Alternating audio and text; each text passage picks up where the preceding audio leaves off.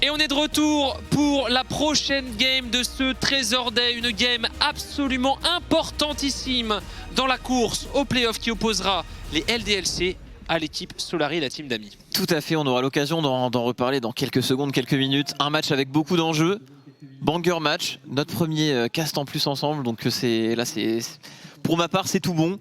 Et j'espère que vous, Ex, vous allez kiffer en tout cas. Ce match-là, c'est le banger de la soirée. Bon, il y en a un autre après, bien évidemment, mais c'est un banger, aucun doute là-dessus. Exactement, et une première Zaroutine. Non, ça marche pas. Non, c'est la, je sais pas, la Marex Routine. Vous trouverez un nom. En tout cas, très content, grand fan, très grand fan Marex.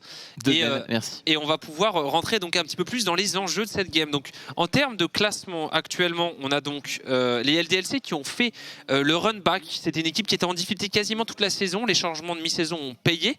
On Carrément. est 3e face à des Solary qui sont 3e ex aequo. Et donc ce match les positionne directement au dauphin des deux superpuissances qu'on retrouvera dans la game suivante, Vitality B et Karmine Corp. Tout à fait, tout à fait. Bah, les Vitality et la Karmine sont déjà qualifiés. Derrière, pour faire un petit résumé, il y a 6 équipes et 3 places qui restent au playoff, parce qu'il y a 5 places pour les playoffs, Karmine et Vitality qui ont déjà pris les 2 premières. Et du coup, 3 places pour 6 équipes, sachant que les Misfits n'ont pas été super convaincants tout à l'heure non plus. Les Géos qui ont perdu, qui sont quasiment out des playoffs, ça laisse encore plus de place, ça fait beaucoup de bien aux LDLC et aux Solary qui eux avaient quelques victoires en plus d'avance. Du coup voilà, c'est vraiment 2 prétendants pour les playoffs, les 2 pourraient s'y retrouver, ça serait clairement pas délirant, il y a pas mal de chances que ça arrive et celui qui gagne ce match là aura vraiment de très grandes chances, surtout par rapport à l'agenda dont tu nous parlais. Exactement, voilà, il faut savoir que en termes de prochains matchs, donc je suis allé me renseigner un peu de mon côté, les LDLC rencontreront donc Vitality B, puis Easy Dream, et enfin, la team BDS qui sera un match probablement importantissime pour eux. Et de l'autre côté, les joueurs de Solary rencontreront la Karmine Corp. Hein, ce sera le Classico la semaine prochaine. Ensuite, ils rencontreront Misfit Première qui seront probablement en chasse de sécuriser les playoffs. Ce sera un match encore une fois décisif. Et le dernier match des Solary, ce sera Gamers Origin qu'on a vu perdre lors de la game précédente et qui doivent plus ou moins maintenant faire le Miracle Run. Donc 2 équipes qui ont des agendas pas faciles. Et là, c'est quasiment des playoffs sécurisés en cas de victoire. Tout à fait. D'autant plus que les LDLC ont su vraiment aller chercher plus ou moins... pas assez facilement, mais chercher les grosses équipes. On se rappelle de leur partie contre la Karmine qui avait duré un temps fou avec ce Ezreal notamment de Exaki qui va peut-être être dans les débats de ce match également. Alors que du côté des Solary, on a eu un petit peu plus de mal contre les top teams, mais au fil des games, on s'est un petit peu boosté, amélioré au niveau des drafts, etc. La dernière game qu'ils ont joué en LFL était super convaincante. On a ressorti une 2e fois la Irelia, le Ziggs ADC, ça a été très solide de leur part. Exact. Donc honnêtement, c'est 2 équipes qui, comme tu l'as dit, se rapprochent vraiment de ce top 2 dans la LFL, qui peuvent aller en playoff, qui peuvent même aller très loin au niveau de ces playoffs. Donc et on tout voit, peut arriver et l'enjeu est là, quoi. Ouais, on voit à l'écran, alors 2 joueurs sont Scarlett et Aza ne sont pas présents puisqu'ils jouent en remote, mais on a ces 2 joueurs qu'on connaît aussi fort on stage. Forcément, on a quelques vibes de 2019, LDLC 2019. Steelback, Joko, les rois de l'early game, très très fort, jungle support, très très actif en début de partie, et ils feront face à leur précédent teammate, en la personne de Eika. Eika qui a eu un début de saison difficile, retour en Europe compliqué, on l'avait vu peut-être même un peu underperform sur la première partie de l'année, et là je le retrouve bien plus saillant et j'ai l'impression que la méta lui convient. On pourra compter sur lui aujourd'hui, je pense. Ah, tout à fait, il a su prouver que non seulement il a été très constant, très clutch, et surtout le nombre de champions qu'il a joué, je pense qu'il est safe de dire que c'est le joueur en LFL qui a joué le plus de champions cette saison, sans même vérifier, je suis quasiment sûr, parce qu'il a joué il joue un champion par une dizaine de champions. Donc c'est une des très grandes forces d'Eika. Quand je travaillais avec lui, c'était quelque chose qui m'impressionnait toujours, c'est sa capacité vraiment à jouer énormément de champions et toujours volontaire.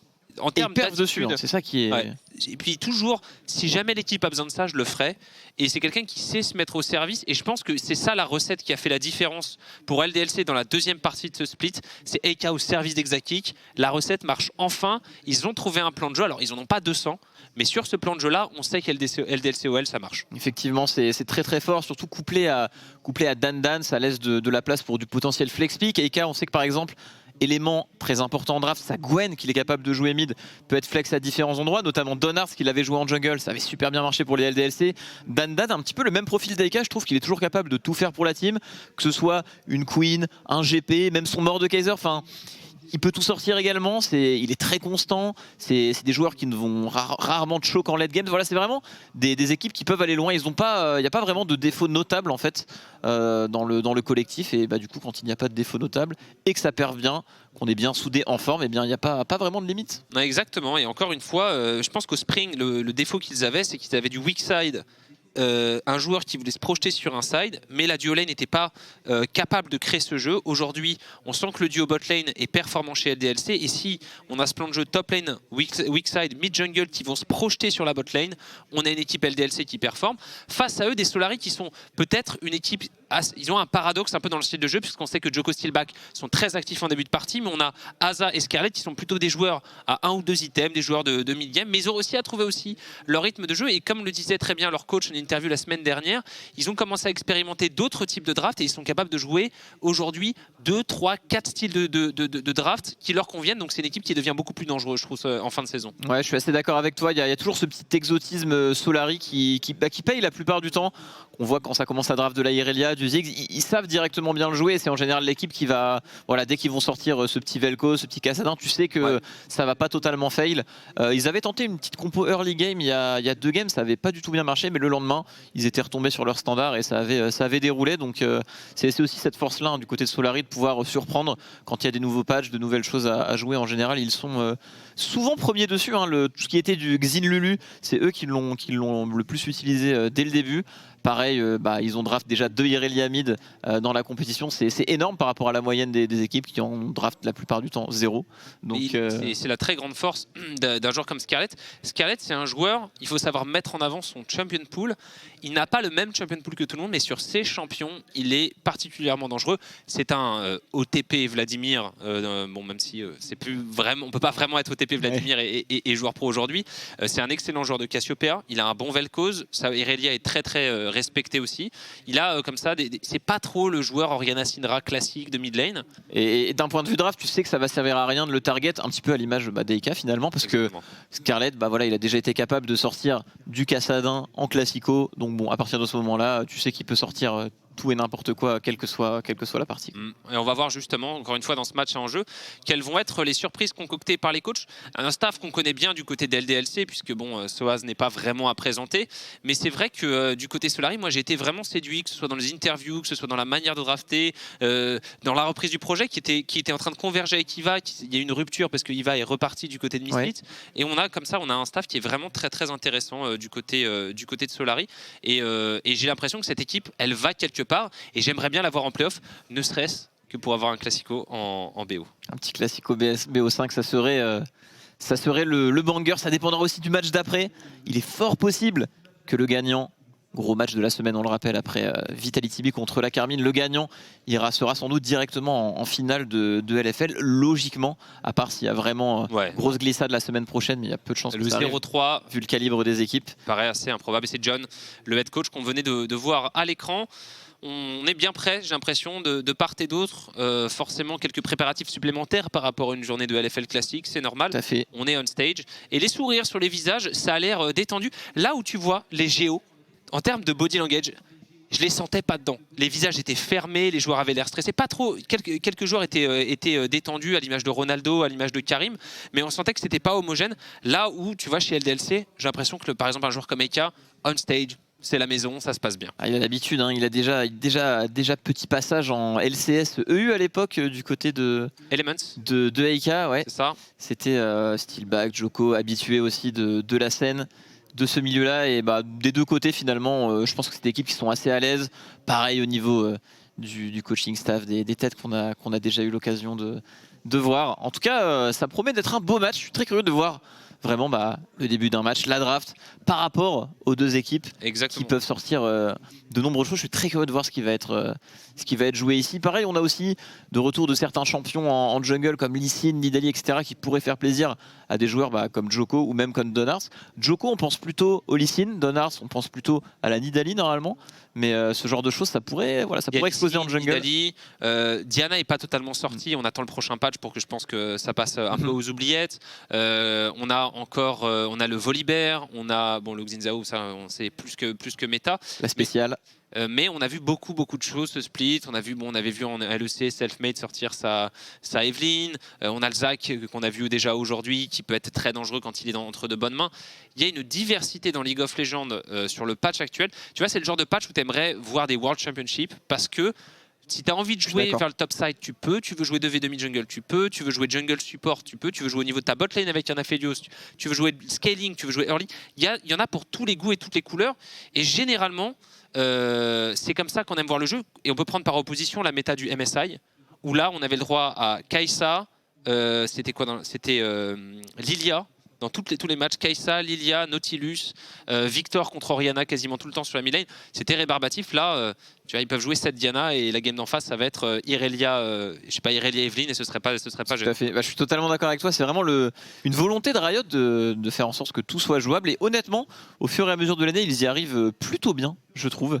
Et à l'approche des Worlds, c'est tout ce qu'on veut. Surtout que il faut aussi combiner à ça le style des différentes régions qui peut être un petit peu différent.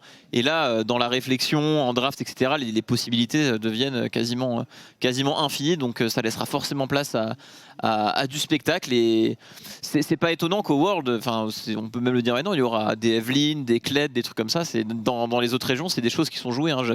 J'étais passé un petit peu sur la LPL, il y avait un Kled mid, ok. Kled, je pense que c'est un des pics. C'est des pics qu'on voit même pas en Europe, mais comme quoi tout est jouable finalement. Je me répète tout le temps, mais je pense que Kled mid est un excellentissime champion parce que c'est un champion qui sait faire qu'une seule chose, c'est fight et push. C'est tout ce dont tu as besoin en mid. Oui. Un truc qui fight push et qui va sur les side dives, donc je trouve ça très intéressant à voir. Après, c'est pas un truc que tu blind pick, mais c'est vrai que j'espère vraiment, je souhaite que tu vois le nouveau champion qui va arriver. De Aika. Peut-être. Il peut jouer vraiment énormément de choses, mais j'espère que les prochains patchs vont pas saccager cet équilibre fragile, parce que je trouve que la diversité de playstyle est quelque chose d'extrêmement important pour les joueurs, pour leur capacité à s'exprimer et leur goût personnel, mais aussi pour l'audience, quand nous on commente, quand vous regardez chez vous, de pouvoir profiter de différents styles de jeu pour différentes équipes, quoi. Tout à fait. C'était Doingby qu'il avait joué par ailleurs.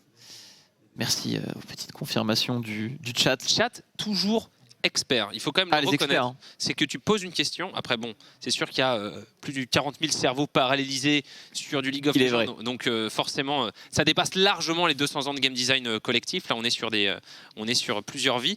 Et donc, du coup, ce knowledge qui vient instantanément en quelques secondes.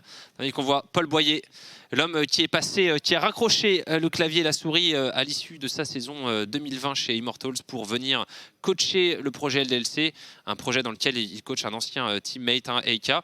Et pour l'instant, écoute, il a l'air de s'y plaire. On va voir. C'est encore une fois, c'est le split de la confirmation. C'est deux équipes qui n'ont pas réussi à montrer leur meilleur visage lors de la première partie de cette année compétitive. Et c'est le moment, de façon, ce qui compte le plus dans une année, on le sait, c'est le Summer Split. Tout à fait, c'est le Summer Split. Il faut se démarquer pour l'année suivante. Là, pour la LFL, malheureusement, il n'y a pas de Worlds derrière. Mais il y a maintenant les EU Masters qui sont un tremplin pour le LEC et potentiellement des Worlds derrière. On peut prendre l'exemple de Adam, tout simplement, qui a quand même des chances très élevées de finir au Worlds cette année. Elle est tellement vite d'ailleurs pour le joueur. Donc cette route, entre guillemets, peut être empruntée par certains joueurs avec, c'est un peu un concours d'événements. Il faut être bon, il faut être solide, il faut y croire et être dans la bonne équipe aussi, bien évidemment. Mais c'est sûr qu'il y a une part de chance dans une carrière. Mais c'est incroyable. Merci pour ce Shrex. Je ne sais pas quoi dire, c'est juste incroyable. La ressemblance est parfaite et tout, il y a tout. 1000 respects pour ce Shrex. Je n'ai pas un mot de plus à dire, c'est top. Merci pour ça, les gars.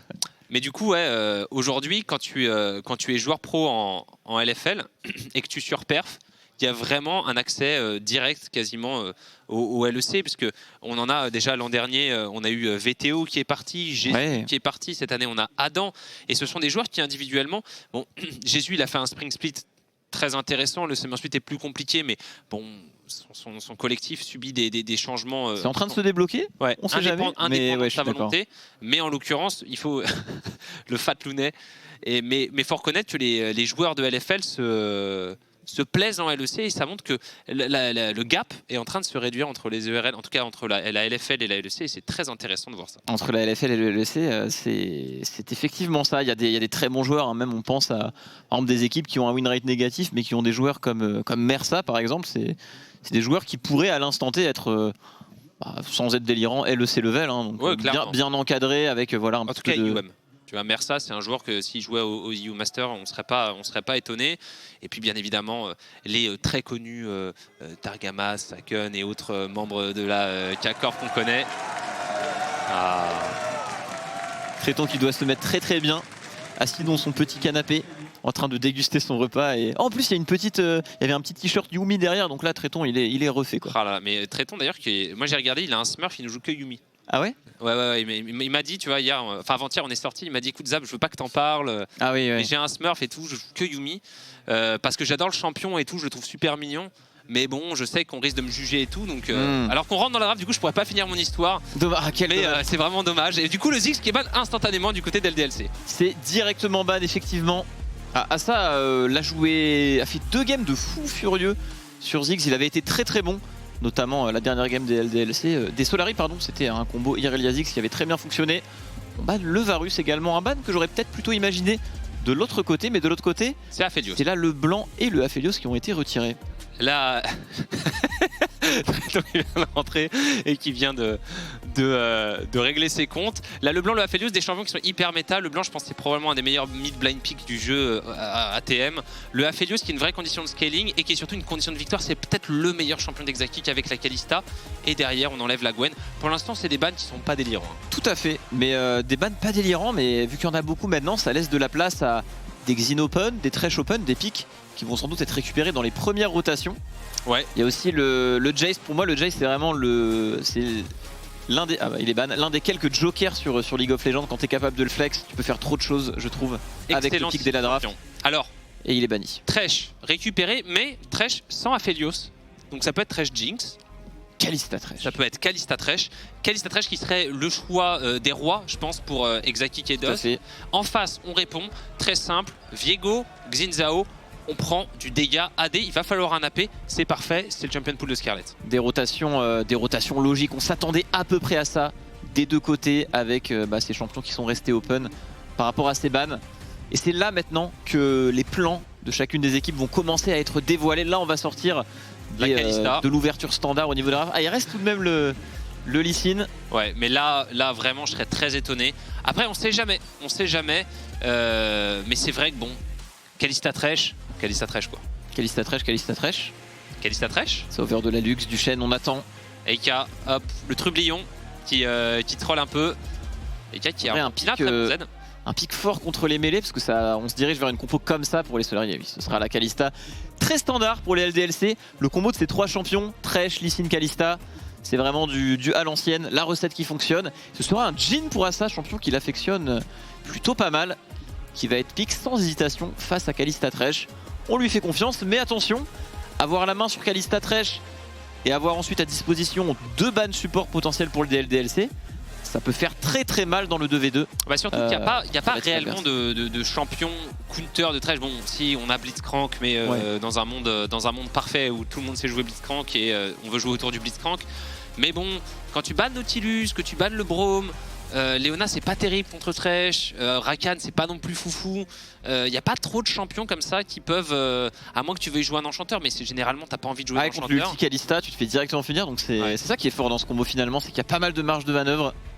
Morgue qui aujourd'hui est plus vraiment un support, elle a été je dirais un peu amoindrie en qualité de champion pur par son passage dans la jungle. Et donc là on n'a plus très trop envie de jouer Morgana dans Thresh, qui était une réponse un peu standard il y a quelques années. On va ban le Nautilus qui est normal. La Syndra, je pense un champion long range, AP très intéressant pour les LDLC. De toute façon il va falloir de l'AP à un moment dans cette compo. Tout à fait. Il pourrait prendre un Ryze, parce que vu qu'il y a une compo en face qui a très envie de venir au corps à corps, Ryze toujours très fort contre les CAC. Ouais, ça reçoit très bien effectivement. Côté LDLC, on est déjà en train de réfléchir à ce qu'on va sortir. On a beaucoup d'options. Eka qui aurait peut-être aimé mettre la main sur une Gwen, mais elle a été bannie très tôt dans cette partie. On réfléchit pour le dernier ban jusqu'à la dernière seconde et ce sera une karma assez surprenante tout de même de la part des LDLC. Mais c'est vrai qu'avec la draft adverse, le pick aurait pu fit plus ou moins correctement. Je trouve que c'est l'enchanteur qui aurait peut-être fonctionné. Peut-être. Après, je pense que le problème, c'est que, Karma, ça se fait punir très facilement, en fait, quand t'as Kalista Thresh au niveau 6. J'aurais pensé à un Braum, mais le problème, c'est vrai que Braum Xin Zhao très très fort. En fait, Braum est très fort avec les deux premiers champions. Braum Jhin en 2v2, c'est pas foufou parce que pour proc le passif du Braum avec Jhin, il faut quand même s'employer. Et les LDLC qui ont l'air de partir sur un choix très early game, très proactivité dans cette draft, à voir ce qu'ils vont avoir envie de prendre. Ils ont pris le Olaf. Ce sera un Olaf effectivement. Un Olaf. Olaf on la joue Viego. On la joue très early, ça semble être un Olaf top, ça peut être Olaf ou Lee Sin top en réalité. Les deux choix sont possibles ici. Une compo très orientée vers le early game du côté des LDLC, il va falloir obligatoirement être devant et faire usage du snowball de cette Kalista. On les sent en confiance on stage, draft ça, c'est honnêtement assez osé de leur part, mais ça témoigne d'une certaine confiance. Et ce sera une team... Ce sera Orianna a priori. On est d'une Orianna donc assez standard, compo très standard pour les LDLC au niveau des champions, mais qui fonctionne bien, qui snowball bien. Alors Scarlett n'est pas connue pour jouer à Akali, mais je trouve qu'Akali est excellente contre ses... Ah non, il y a Lee Sin. Autant pour moi, s'il y a Lee Sin, il n'y a pas d'Akali dans la game. Le truc c'est que tu as beaucoup de champions qui sont très très forts contre les mages comme ça blind, mais là ils ont un besoin d'AP et il n'y a pas tant de champions AP que ça dans la game. Moi là honnêtement je pense que là c'est une bonne game, je me trompe peut-être, mais ok ce sera Victor. J'aurais dit un gros match comme Vel'Koz ou je pense que là il y aurait plus de champions. Un Azir aurait été pas mal parce que Azir, même si le Olaf peut te courir dessus, tu peux te repositionner, tu peux éviter pas mal de choses. Et donc le Olaf qui ira dans la jungle et en face on aura donc Olaf contre Xin Zhao et le Lee Sin qui viendra jouer contre le Viego sur le haut de la carte. Un Victor, pic de confort pour Scarlett, on a besoin d'un gros carry AP qui fonctionne dans la formation Solaris, ça fonctionne très bien des deux côtés honnêtement. On a des drafts assez solides, on s'est pas trop dévoilé finalement, il n'y a pas eu vraiment de dinguerie, mais ça a bien draft je trouve des deux côtés. Par contre côté LDLC, on va peut-être avoir un peu plus la pression de ce manque de scaling. En face on parle quand même de Victor, Viego, Jhin aussi avec un Xin Zhao qui va toujours être très utile en face, alors qu'en face c'est un petit peu plus réduit, mais ça peut mettre beaucoup de cadence dans la game. En tout cas ça va être obligatoire pour les LDLC, c'est vraiment le défi dans la partie. Exactement, de toute façon le choix est très orienté. La seule condition de mid-late game qu'ils ont, c'est cette Orianna qui doit zoner quasiment toute la compo adverse. En face on va avoir le Jhin qui lui va scale, probablement un rapid fire à prendre, le Victor qui va aussi être l'option de range, et on va voir qui va prendre. Honnêtement c'est deux drafts qui sont relativement équilibrés, avec un match encore une fois on rappelle qu'il y a énormément d'enjeux. Et si je ne dis pas de bêtises, il me semble que c'est la première game on stage pour Exakik, et pour sa première game on stage on parle quand même d'un ADC qui demande une précision mécanique très élevée et une compo qui tourne littéralement autour de lui en fait. Exactement, mais s'il y a bien... est faite autour de cette Kalista. S'il y a bien un joueur qui a du talent parmi les 10, c'est Exa, on le sait, il a les mains. Shine. Donc écoute, voilà, Exa c'est ton moment de t'exprimer dans cette game. Et on va partir dans cette game, LDLC contre Solari, c'est tout de suite.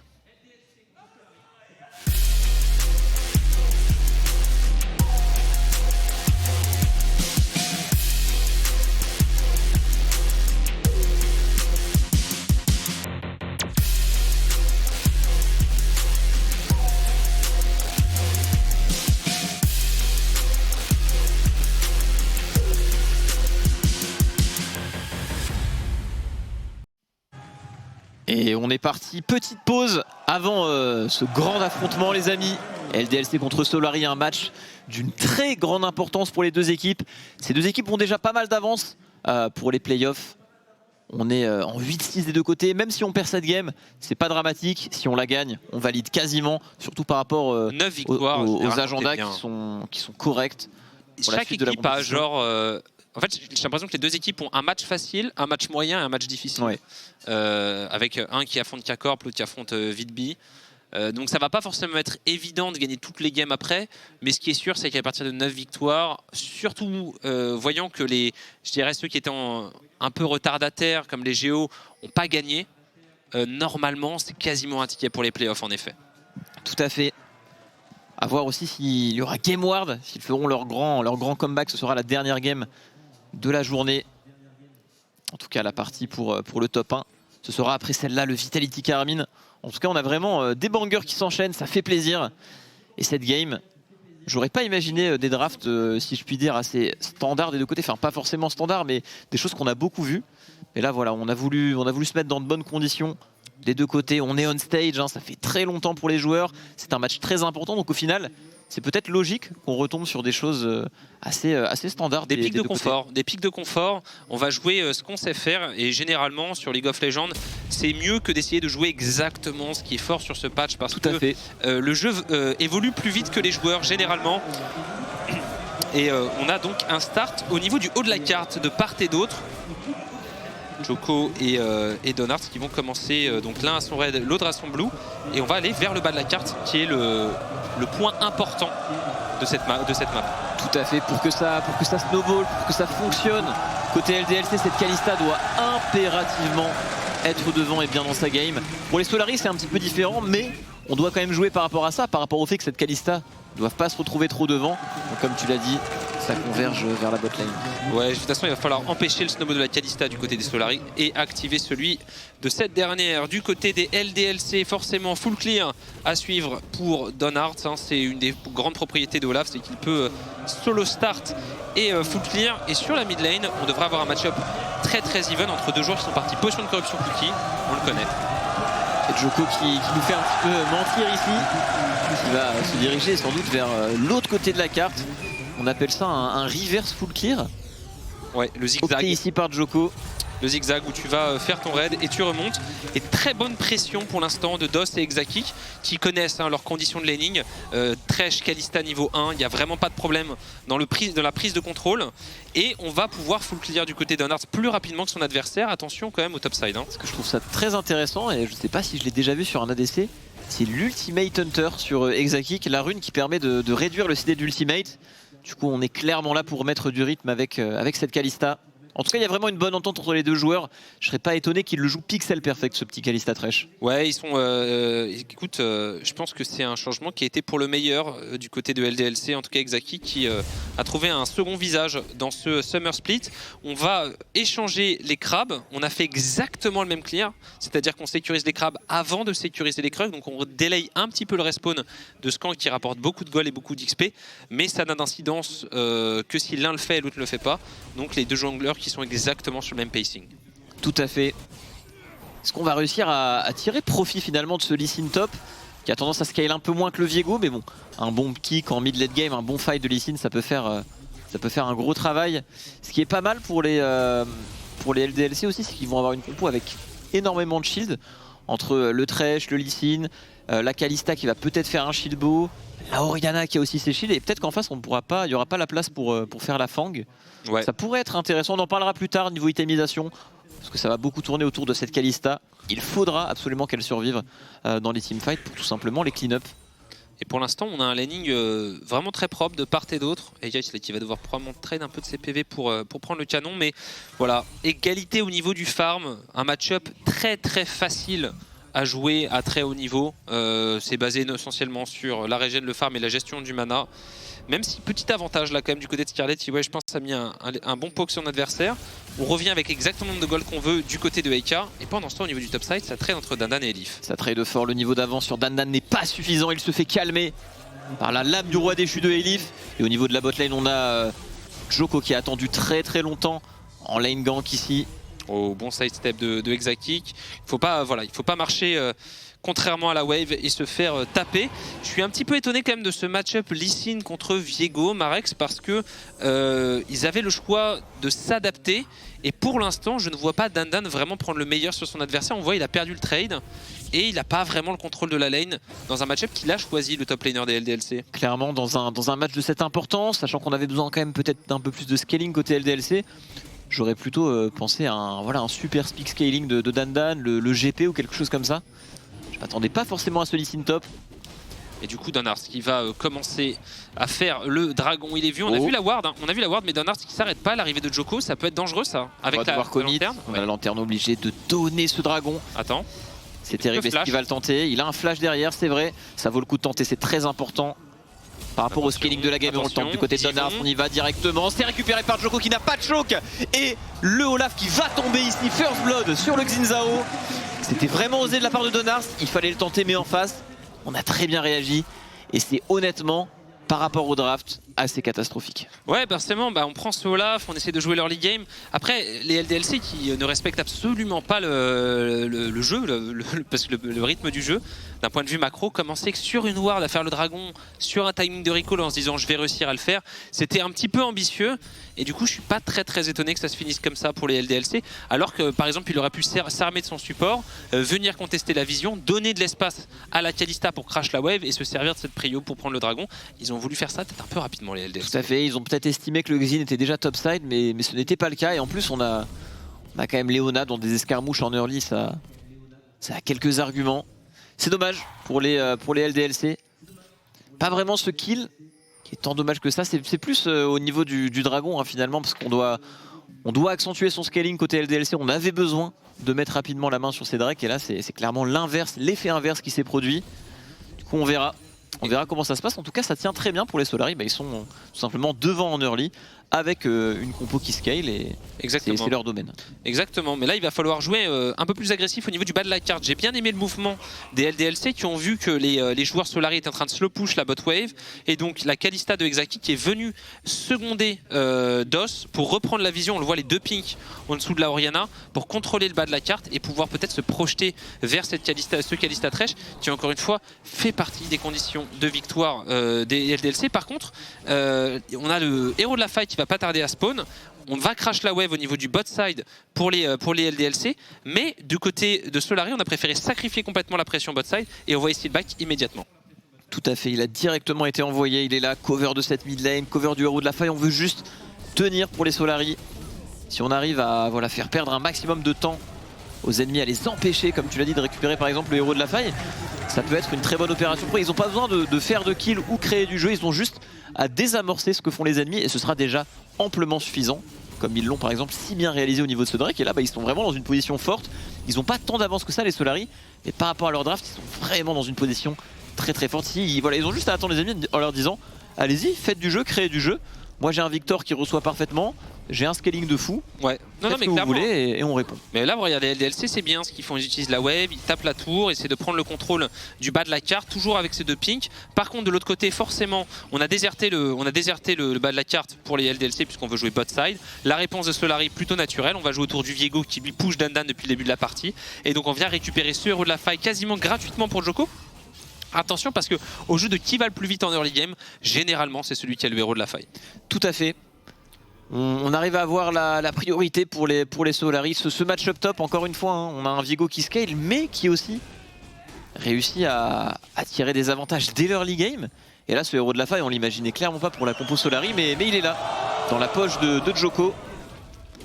Et on va pouvoir récupérer le red buff. Et j'ai envie de voir, pour l'instant, j'ai envie de voir les LDLC faire quelque chose sur une lane, sur une side lane. J'ai envie de voir Eika donner la possibilité à Donards de passer la rivière et de venir peut-être dive Asa et steal back, de forcer Djoko sur le bas de la carte. Et pour l'instant, on ne joue qu'en laning pure. Attention à cette agression, c'est bien joué le flay de DOS, la flash in de steal back, l'ulti. On va récupérer son support du côté d'Exakik, mais c'est un play défensif de LDLC. Play défensif de LDLC, tu l'as dit. Plus de mana sur cette Kalista, ça va être compliqué de créer du jeu ici. Après, il y a toujours un petit facteur playmaker, je trouve, pour les LDLC, même s'ils sont... Oh, attention, DOS qui va flash out ici.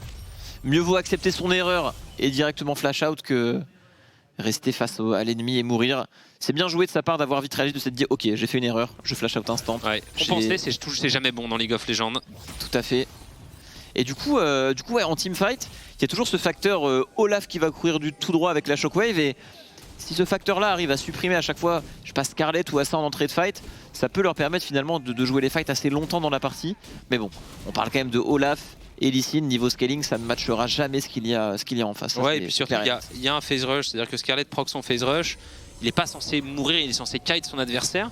Et là, justement, sur cette erreur de DOS, on a un crash de wave bot side, donc on a un reset très avantageux. On va prendre les coques en acier du côté de Asa avec son jean. Ah, la couleur est annoncée avec cet item, on veut juste barricader la game pour les Solari. Mais ils ont raison aussi, ils perdent pas le bot side. Honnêtement, encore une fois, leur draft est très avantageuse. Et je continue, je persiste et je signe Marex, ce pick listen pour l'instant qui, mis à part le fait qu'il ait 10 CS d'avance, se fait perma-push et n'a pas pu vraiment créer du jeu. Et ce swap vers le Olaf en jungle n'a pas permis non plus au LDLC de prendre l'avantage en début de partie. Tout à fait, peut-être que le Lee Sin a été draft en flex au début et qu'après on s'est un petit peu perdu, ou peut-être que les bans et les picks des Solari ont été très intelligents par rapport à ce que les LDLC avaient prévu de faire, et que du coup en draft ils ont réussi à prendre ce petit avantage. Les Solari, parce que c'est vrai que d'un point de vue match-up ils s'en sortent quand même plutôt bien, même au niveau de la botlane on a juste perdu une plate, on n'est pas trop derrière en farm, donc, et là attention c'est directement engagé par Djoko. Deuxième dragon déjà pour les Solari à seulement 10 minutes de jeu. Ça va tout Pourquoi simplement ils être fight pas on veut répondre. Ok, on a l'air de vouloir répondre. Ils devraient fight là, on peut faire. On a voilà l'enterre mais c'est déjà trop tard. Djoko qui a récupéré ça, on engage directement avec la TP très bon engage de Steelback. Le rappel du rideau derrière, on essaye, tout le monde rentre dans le fight, ça risque d'être un gros 5v5. Le Thresh va tomber, on a le Xin qui temporise avec son ultimate. Encore un kill récupéré directement sur le Xin Zhao. Eika qui se retrouve seul, qui doit flash out et de l'autre côté c'est pas terminé. Exaki qui se fait chasser, il n'a plus de flash. La déchireuse a touché l'ultimate de Viego, on vient prendre le kill. C'est la catastrophe pour les LDLC. Les LDLC qui ne fight pas avec Kalista Thresh, c'est très étonnant. Marex, on va pouvoir revoir le play probablement, mais encore une fois apeuré, inhibé. Je sais pas si c'est le stage, je sais pas si c'est la pression, mais on sent il n'y a pas de cohésion alors que les Solari sont très, je dirais, organisés, méticuleux. Ils prennent ce fight, ils le gagnent. Là, ils vont pouvoir prendre le héros de la faille, prendre maximum de plates et activer leur scaling. Là où les LDLC devraient être forts à ce moment-là de la partie. Tout à fait, on a été un petit peu hésitant. C'était bien d'aller chercher un fight ici, mais ils l'ont pris un petit peu tard. L'arrivée de Dos et de Dan qui rentre en piste. Et Asa qui va peut-être pouvoir mettre... non, a priori, le floraison mortelle ne changera pas. Djoko qui va mourir. C'est une interruption, c'est récupéré pour Dan. Voilà, petit péché de grid du côté des Solari, pardon. Mais dans l'ensemble, eh bien, ça reste à l'avantage Solari. On va revoir ce play. Donc les LDLC qui avaient de la position, regarde, on le voit, ils ont toute la vision.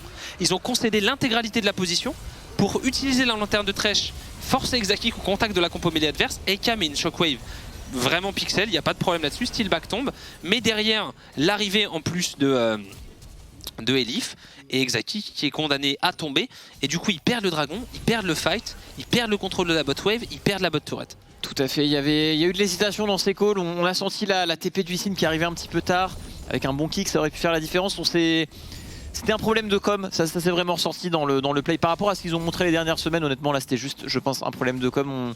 On a voulu y aller, pas trop y aller, et au final voilà, on a été désynchronisé alors qu'en face on était soudés, on a bien combiné toutes les AOE et le fight a déroulé. Et comme tu l'as dit, on a pu mettre en place ce play Herald sur la bot lane, ça génère énormément de gold, et là on voit les Solari qui sont 2000 gold d'avance, 2 Drake d'avance, une âme infernale qui devrait être assez facile à récupérer dans la partie avec le nombre de Drake qui vont encore spawn.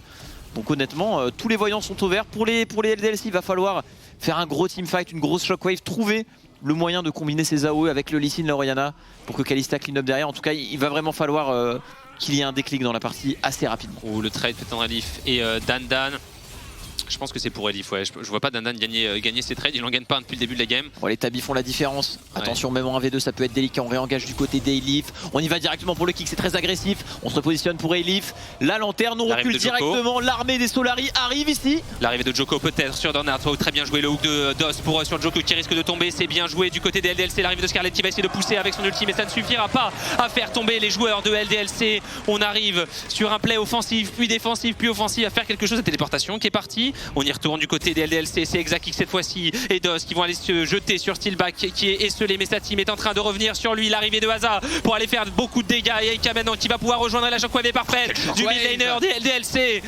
Oh, c'est très bon ici, on essaie de se repositionner. Le Victor qui arrive, le laser qui va toucher Exaki. Le Q-spell, on touche le grab, mais il n'y a plus vraiment de follow-up derrière. Dan a clean up le fight. Le Q-spell qui va peut-être revenir sur ce Victor. C'est très bien réalisé de la part des LDLC qui se réveillent dans ce match. Il repasse devant au kill, even au gold. Ce fight sorti de nulle part, mais tu l'as dit, on sent qu'il y a de la pression des deux côtés, c'est certain. Mais le retour on stage, toutes les games depuis le début de la soirée, on a vu quelques plays, quelques spaghetti moments comme on les appelle, où les jambes tremblent un petit peu et les joueurs ne savent pas exactement s'ils doivent y aller ou pas. Écoute, là au moins tout le monde est libéré, on a vu beaucoup de kills de part et d'autre, on reverra sûrement le replay parce que le play a duré une bonne trentaine, quarantaine de secondes. Mais au final, comptablement, eh bien ça y est, les LDLC rentrent dans leur game, ils arrivent à répondre au Solari, prennent un maximum de kills et surtout en termes de goal, eh bien ils recollent parfaitement à leurs adversaires. Ah, ils ont été agressifs là-dessus, le backup de Dandan. Là on était soudés, Dandan qui arrive au bon moment, qui vient clean up tout ça, il est en 3-0 d'ailleurs. Et là on voit voilà, l'écart de goal qui n'existe plus dans cette partie. Les LDLC qui se sont relevés et qui vont peut-être pouvoir sonner un bon teamfight autour de ce dragon pour reprendre la main sur la partie. Ça semblait difficile ce fight, hein, mais la shockwave de Aika qui a touché du bout de la hitbox les deux ennemis et qui a tout simplement sauvé le fight. Attention, Dandan complètement encerclé ici. Il a un kick qui se repositionne, le dashward directement derrière. Facile pour Dandan, mais derrière il est encore Asa qui l'attrape. On arrive à se repositionner, le flash in directement de la part de Djoko qui va le stun. On tombe, Djoko qui temporise avec Ultimate. Le hook peut-être. Est-ce qu'on pourrait engage? On est dans un couloir très délicat. Il y a Leona qui menace sur le côté avec son R. C'est dommage ici, c'est très bien joué de la part des Solari qui se sont glissés derrière en dehors de la vision LDLC. Ouais, qui récupère le kill et... Dandan, il se baladait un petit peu quand même sur cette phase de jeu. Du coup, c'est un mort, c'est un 4v5 s'ils veulent contester le dragon. C'est un troisième dragon dans la poche de Solari. Très tôt, on est à 16 minutes de jeu, Marex. C'est dur. Hein. C'est une vraie condition de victoire concrète là, qui est évidente désormais du côté Red Side. On va se consoler du côté de LDLC avec un héros de la faille, mais encore une fois on le sait, le deuxième héros de la faille a une valeur bien moindre puisqu'il n'y a plus de plaques sur les tours, donc c'est uniquement une garantie d'une tour récupérée. Ça n'est pas suffisant par rapport à cette condition de game que possèdent désormais les Solari avec ces dragons. C'est délicat, hein, c'est des petites erreurs qui donnent un Drake puis un autre. On se rappelle de ce premier montagne qu'on a réussi à subtiliser par les Solari. Là, petit catch qui donne un free Drake et déjà 3 dragons au compteur, une âme infernale qui va sans doute forcément être récupéré à un moment. Et Xin pourra toujours aller chercher facilement un 50-50. Donc voilà, ça fait un petit peu peur. Après, c'est possible que pour les LDLC, on arrive à deny cette âme toute la game, mais ça semble compliqué. Ouais, généralement, ça force. En tout cas, le problème, c'est que ça force les LDLC à être parfaitement disciplinés sur la prise de vision. Voilà. Ce qui veut dire qu'ils vont toujours jouer au niveau du bot side toutes les 5 minutes. Et donc, il y a bien une fois où Solari pourra set up le baron et prendre le baron pour le Drake. Là où LDLC gagnera 4% de dégâts. Solari gagnera le baron. Donc c'est le problème, c'est que tu peux utiliser ces trois dragons soit pour forcer les adversaires à venir vers toi si tu contrôles le bot, soit à cross map avec un baron qui donne 10 fois plus d'avantages. Donc là on a une vraie option de victoire du côté de Solari. Tout à fait. Pour les LDLC, ça va être à Aika d'assumer ses responsabilités. C'est le seul qui n'est pas mort dans cette partie, il a été très bon jusqu'à maintenant. C'est le facteur clutch pour les LDLC avec sa shockwave, avec sa Orianna solo AP. C'est vraiment lui qui doit réussir à débloquer tous les fights. On verra s'il y arrive en face. On a pas mal d'éléments. Le scaling de ce Viego, de ce Victor, ça fait vraiment beaucoup de bien. Donc on a vraiment plus de cartes à jouer pour les Solari. Au-delà de cette âme du dragon, rien que d'un point de vue draft, on a beaucoup de choses. Mais d'un point de vue gold, on est even. Donc il y a encore une carte à jouer pour les LDLC. Ça va. Je pense que la team qui va récupérer le premier Baron Nashor devrait derrière dérouler assez vite la partie, surtout si c'est les Solari, honnêtement. Ouais, parce qu'il y a un truc qui est assez difficile pour les LDLC, c'est le siège. Parce que à part la boule de la Orianna, la range ne leur permet pas vraiment d'aller siéger les joueurs Solari, même avec un baron, ce qui les oblige à jouer sur plusieurs lanes en même temps. Mais on l'a dit, il n'y a pas vraiment un point de pression sur les sides suffisant du côté LDLC. C'est pas Lee Sin qui va pouvoir pousser le Viego, c'est pas la Kalista qui va jouer en side. Donc regroupés face au tour, LDLC ils ont besoin d'être en avance pour pouvoir appuyer sur la détente et dive. Et je sais pas si tu vois dans une game even comme ça ils vont pouvoir le faire. Là on voit Dandan contre Elif, ça a l'air d'être compliqué pour Dandan. Ça a l'air très compliqué, on essaye de turn le trade avec le Q-spell, le sustain n'est pas suffisant. On va directement désamorcer tout ça avec un kick. Dès à présent le combat remporté par Elif. Héros de la faille sur cette mid lane, ça devrait ouvrir la map. La tourelle qui devrait tomber ici, quoique elle va peut-être survivre à 50 HP. Non, le collapse ne passera pas. Parce qu'on avait le Viego de Elif qui, après son fight contre le Lee Sin, était parti en roaming vers le milieu de la carte. Et on va tout simplement se regrouper pour l'instant au niveau de la mid lane pour les Solari. L'intensité de la partie a un petit peu baissé, mais on attend dans 2 minutes. Là on a cette première balle de match pour la Soul du côté Solari, ce qui va forcer les LDLC à jouer bot side et qui devrait nous prévoir un affrontement assez sanglant. Tout à fait, on veut tenir pour les Solari, pour les LDLC à mon avis le call doit être voilà, de spike à 2 items sur cette Orianna, sur cette Kalista, d'aller chercher un fight, d'aller le gagner, de récupérer le Nash. Et ça peut-être même après ce fight du dragon. Peut-être que c'est ici qu'on va vouloir accélérer le jeu pour les LDLC et pas à ce Baron Nashor, parce qu'on peut tout simplement ne pas se permettre de le laisser aux adversaires. Ils ont déjà 3 dragons de récupérer, ça commence à faire beaucoup. Ouais, c'est compliqué. On a encore donc 1 minute 15 avant ce Baron. Pour l'instant, on contrôle du bot. Problème de connexion. Ah. Pour toute l'équipe LDLC, malheureusement. C'est un petit peu délicat. 10 secondes de perdu ici avant qu'ils s'en rendent compte. Ah, ça c'est pas tous les jours. Ça c'est le quitter la partie reconnexion. Il y a une déco du côté du box LDLC ici, tous les joueurs. Allez, les joueurs qui ont l'air de garder leur calme. Ouais. Mine de rien, c'est pas anodin parce que honnêtement sur ce timing là, ils sont tout de même censés plus ou moins récupérer voilà, la vision et la position sur le Drake qui va peut-être décider la game. Et honnêtement, c'est pas juste 10 secondes de perdu, c'est 10 secondes où ils ne font rien, où ils reculent sur un timing où tu peux pas te permettre de rien faire, tu dois prendre la position. Donc là, honnêtement, ça peut paraître être un petit détail, même si elle Drake dans 1 minute, mais c'est un gros détail. La distance à la vision est fondamentale. Et donc si là, ils partent de la base pour aller contester la vision bot side alors que les adversaires sont déjà sur leur ward, ça veut dire qu'ils vont face check la compo Solari. Bon courage. Face check un Victor et un Viego. Donc à voir. On va voir justement comment les arbitres vont prendre la décision par rapport à cette game, qui était quand même largement l'avantage des Solari jusqu'à présent. C'est difficile. Que vont-ils peut-être que les LDLC vont estimer que ça change pas grand-chose, mais tout de même c'est reprise de position au dragon qui peut être le tournant de la game. Parce qu'en fait, là ils doivent forcer un fight. S'ils remportent ce fight, c'est potentiellement deny de la soul en face, récupération du Nash, c'est plus la même partie. Mais d'un autre côté, les Solari sont devant dans la partie. Il y a quand même de grandes chances que ce play soit à leur avantage. Ouais. Ils sont censés avoir la position et avoir une compo très forte en teamfight à ce timing. Donc c'est vrai que c'est très délicat. Comme tu l'as dit, des deux côtés finalement, c'est dur de juger ici. Le problème c'est que tu veux pas être unfair avec une équipe ou avec l'autre. Et le truc c'est que ça dessert le flux du jeu quoi qu'il advienne. Si jamais, là tu sais pas trop s'ils parlent de la game, si ça crée vraiment une cassure dans ta dynamique. Et les joueurs Solari qui doivent rester de marbre avec un mental d'acier. Et on va voir de toute façon comment les choses vont évoluer. On verra ça.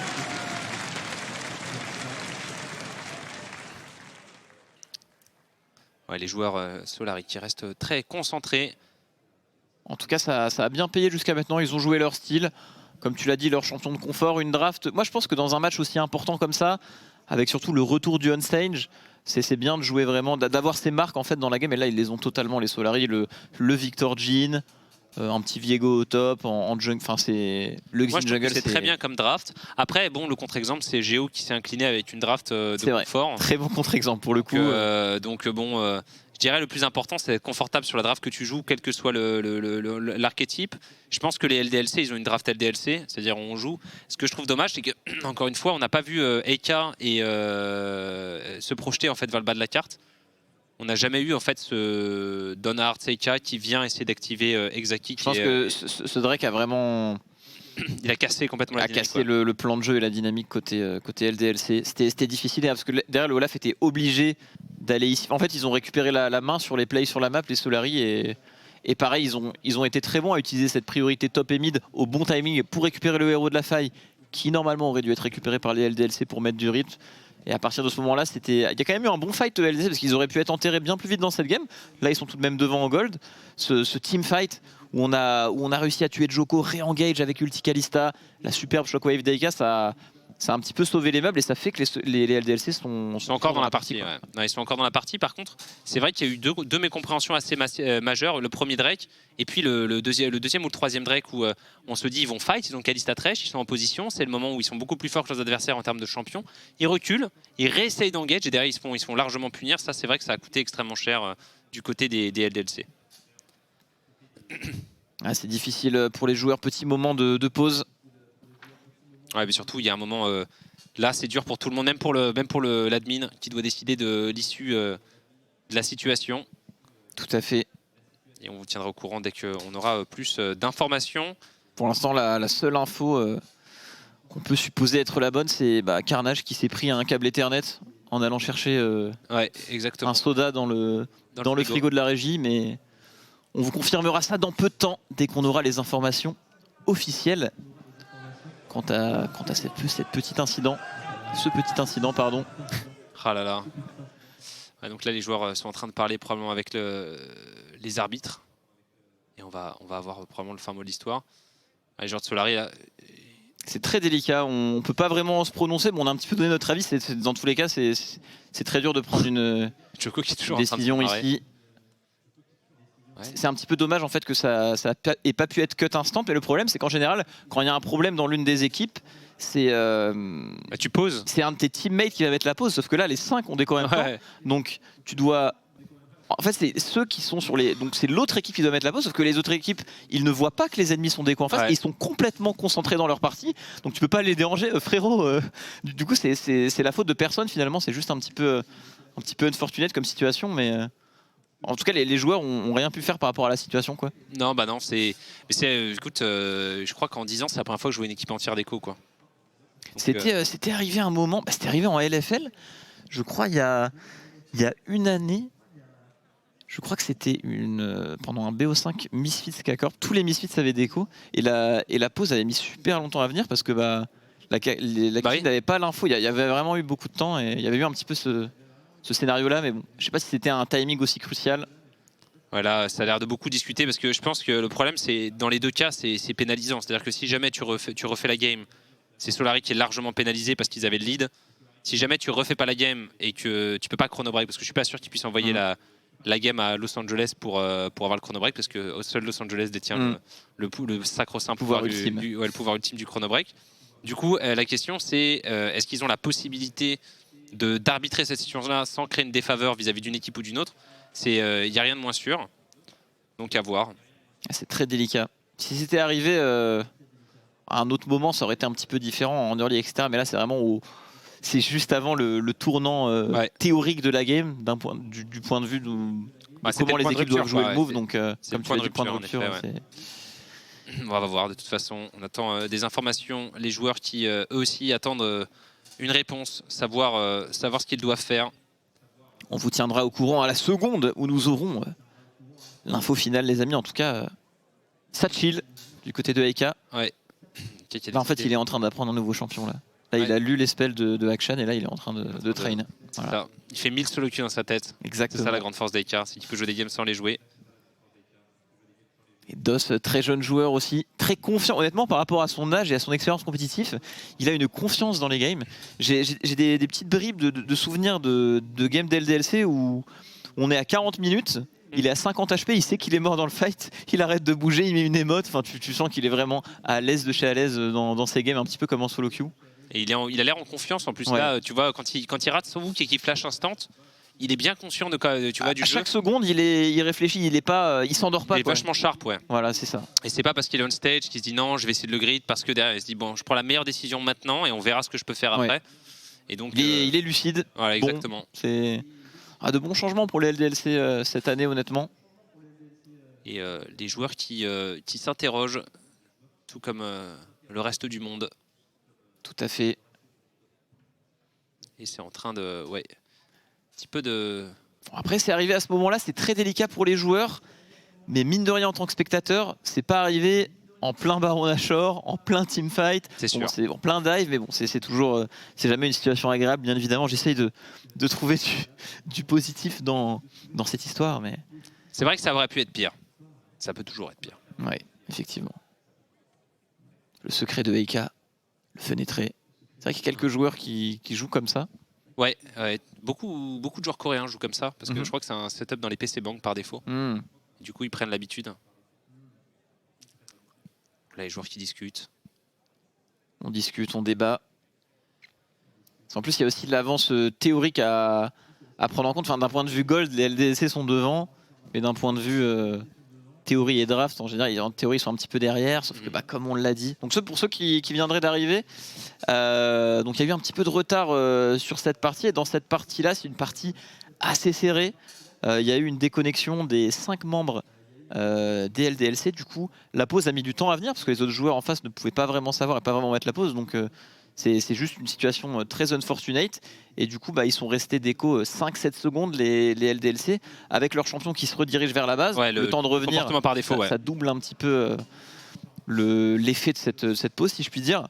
Avant un timing assez important où ils doivent fight pour pouvoir comeback la game. Défendre, ils ne sont pas forcément derrière en gauche, donc c'est très délicat de juger ce qu'il en est ici. Défendre, il devait défendre une âme infernale. On va voir, toujours la pause, on n'a pas d'informations supplémentaires à vous offrir. C'est peut-être un problème de coup, j'ai vu un reconnecting, please wait sur l'écran LDLC. Il est possible que ce soit une déconnexion complète. En fait, on est en train de... Peut-être que la décision a déjà été prise, mais que là, c'est juste un problème de coup. On va voir, on attend des informations. Du côté de la technique, les joueurs qui ont l'air d'être avec leur casque. Tout à fait. On vous le rappelle, une seule journée de LFL, le Trésor Day aujourd'hui en live à Aix. Les joueurs sont sur place. Une journée très importante parce qu'après il restera 3 jours de compétition de saison régulière la semaine prochaine dès le lundi. Lundi qui s'engagera également avec un classico si je ne dis pas de bêtises. Enfin, j'ai plus exactement le planning en tête, mais le deuxième classico doit encore être joué pour ces matchs retour. On a beaucoup d'enjeux pour les playoffs. On a un bloc de 6 équipes. Tout en haut, on a les Vitality et la K-Corp qui d'ailleurs vont jouer juste après ce match-là. Donc là, il y a un petit peu de retard sur le planning. Mais c'est le match suivant, normalement, pour savoir qui aura la première place dans cette LFL et qui devrait normalement la conserver. Donc le match est très important et sera évidemment de très haut niveau, surtout avec tous les ultras sur place. Et derrière, on a une masse un petit peu de 6 équipes. Alors on a en haut de tout ça, on a Misfits LDLC Solari. Avec Misfits qui ont gagné aujourd'hui, donc qui sont devant pour l'instant. Le vainqueur de LDLC Solari donc, tiendra le wagon de Misfits. Et derrière, on aura un wagon de poursuivants avec une seule équipe à 8 victoires. Ensuite, Team BDS qui pourrait être rejoint par GameWard en 4 victoires. Et derrière, le wagon, on va dire, qui commence à voir les espoirs disparaître, c'est Gamers Origin, MCES et EasyDream qui sont comme loin, avec EasyDream qui est d'ores et déjà disqualifié des playoffs. Tout à fait, la défaite des Géos, le match juste avant contre les EasyDream les met vraiment dans le mal. Les GameWard ont beaucoup de retard au niveau du compteur de victoire-défaite, mais ont été si convaincants dernièrement qu'il y a de l'espoir pour un 100% win rate pour cette fin de split et un accrochage de playoffs, surtout qu'ils l'ont déjà fait. Les GameWard, c'est une équipe qui a déjà su comeback du split. Donc voilà, des matchs très très importants ce soir et la semaine prochaine. Chaque journée sera vraiment déterminante pour les équipes, pour ces playoffs. On a hâte de déguster tout ça. Ouais, de toute façon, une fin de LFL qui est passionnante. Une fin de saison comme toute cette année qui aura été absolument fantastique à suivre. Un renouveau de la scène française avec une nouvelle arrivée de talent, d'équipe, de storyline. Et on ne se lasse pas toutes les semaines, c'est que du plaisir et ça nous manque dès que ça s'arrête.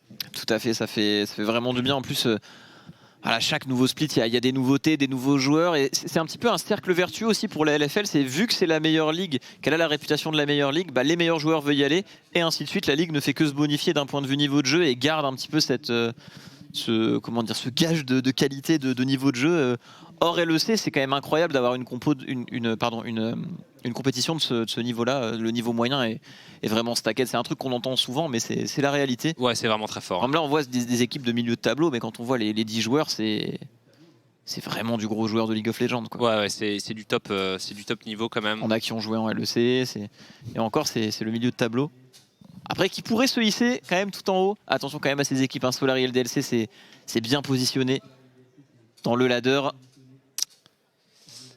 Mais c'est sûr que le talent pool est élevé.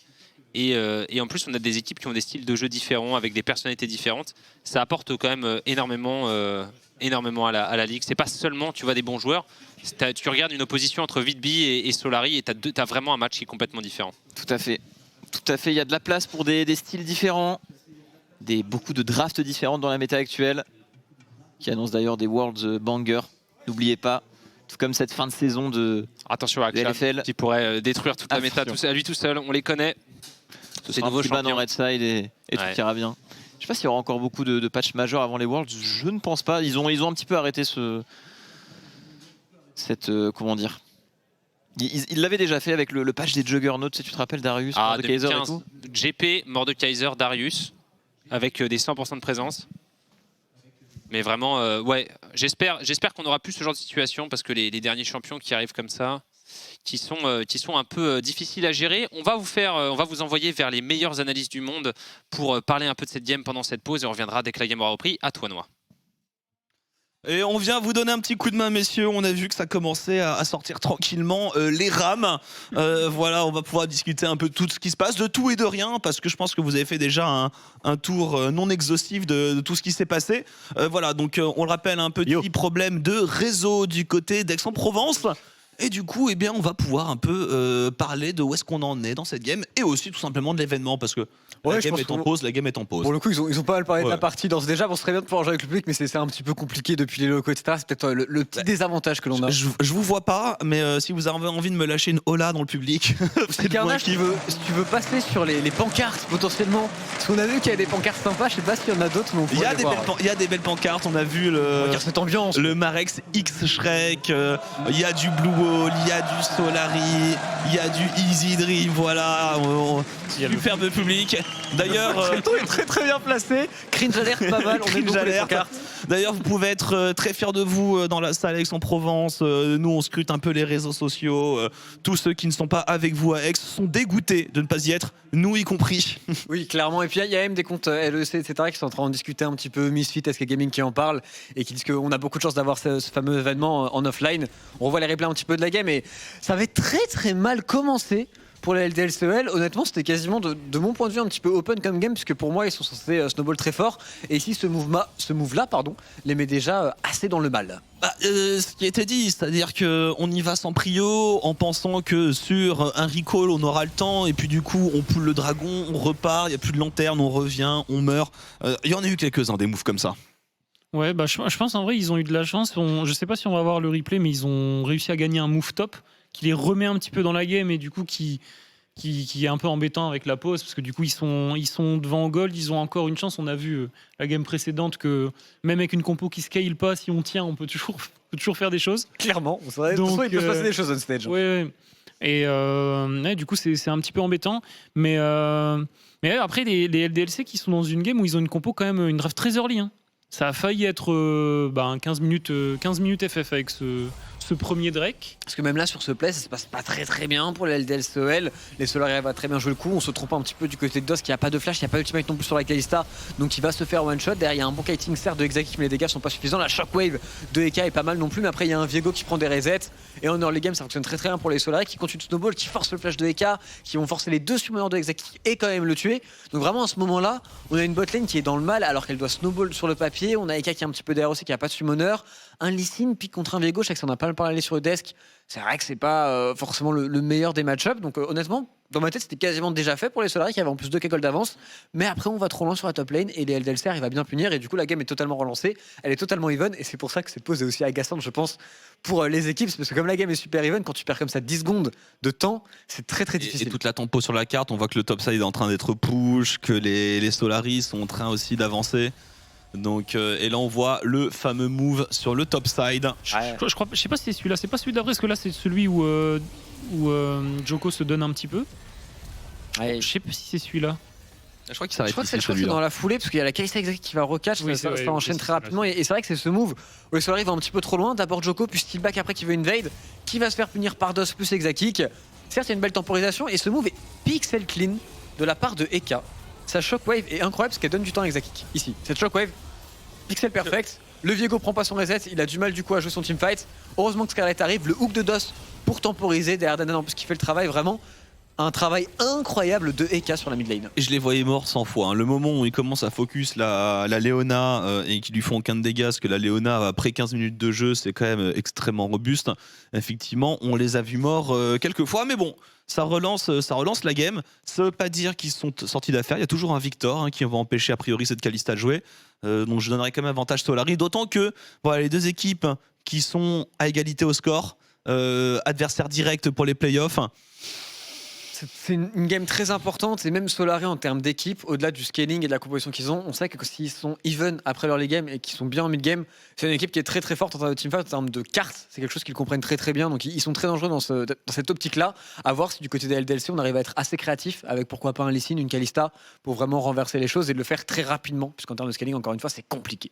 Et après je réfléchissais un peu à tous les joueurs dans cette partie et c'est vrai que en termes de pression de stage, on a tout de même des gens extrêmement robustes de chaque côté. Parce que je peux penser à, chez LDLC, ils ont tous fait toutes les LAN de France et de Navarre. Sauf Exakik potentiellement. Sauf même la bot lane. Enfin, DOS a quand même Sauf joué. la bot lane. DOS a joué en LEC, certes, il a un peu joué, pas énormément, il doit pas avoir non plus énormément de scènes, mais en tout cas, c'est la bot lane de toute la game qui est, je pense, la moins expérimentée, là où en effet, côté Solari. Il y a peut-être Elif aussi. Elif, pas si expérimenté. Après, Joko, il est là depuis 20 ans. Steelback, 40 Steelback, ans. il a même fait le MSI avec Fnatic à l'époque en tant que Corki d'élite. Et Scarlett et Assa, ça fait un petit bout de temps qu'ils roulent leur boss aussi. Mm. Donc c'est vrai que Solari, mais après, c'est pareil aussi pour le topside des LDLC. Dan, en termes de vétéran, c'est quelque chose.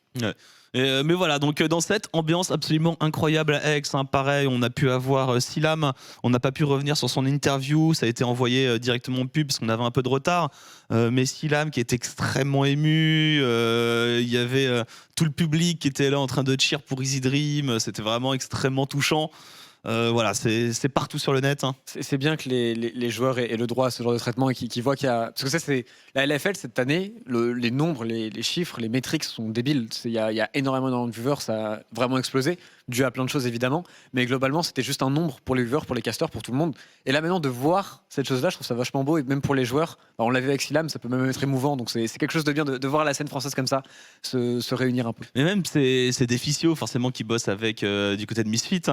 Et qui ne tarit pas d'éloges sur le public français, voilà, en rappelant encore une fois à quel point on a de la chance de vous avoir et on vous envoie des bisous voilà, depuis Paris, le temps qu'on meuble un peu cette jolie pause. Mais on sera présent à Monaco à la fin et on sera, les casters seront là sur place, etc. Donc on pourra jouer avec vous bien évidemment. Démarrer des Ola, pourquoi pas, je sais que c'est un petit peu la spécialité maison.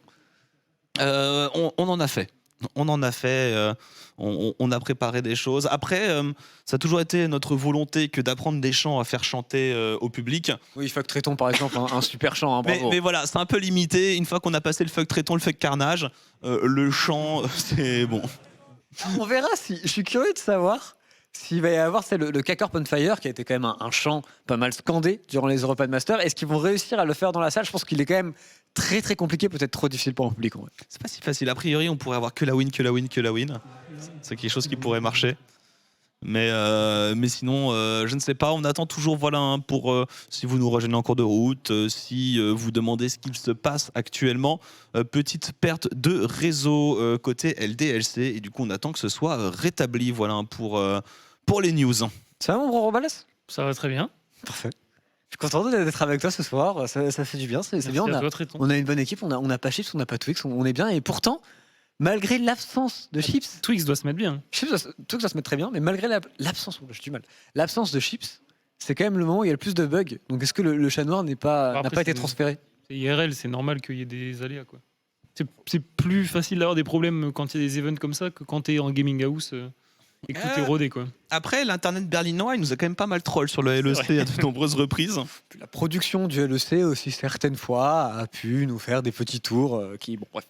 Mais non mais c'est compliqué de réaliser des trucs en offline bien évidemment et puis c'est compliqué aussi pour les joueurs. Là t'étais dans ta game, t'as une énorme pause, t'as des questions est-ce que c'est remake, est-ce que c'est remake pas, parce qu'en plus quand t'es déco, tu te fais déco, tu sais pas qu'il y a eu autant de temps avant la pause, du coup toi tu te retrouves dans une position dans laquelle tu n'étais pas du tout en jeu, t'es quasiment dans ta base, alors potentiellement t'es en train de farmer un camp du côté d'Honars, et du coup c'est vachement dérangeant, et pour les joueurs, honnêtement c'est pas déconnant de demander un remake, et c'est sûrement la discussion qui est en train d'être faite actuellement.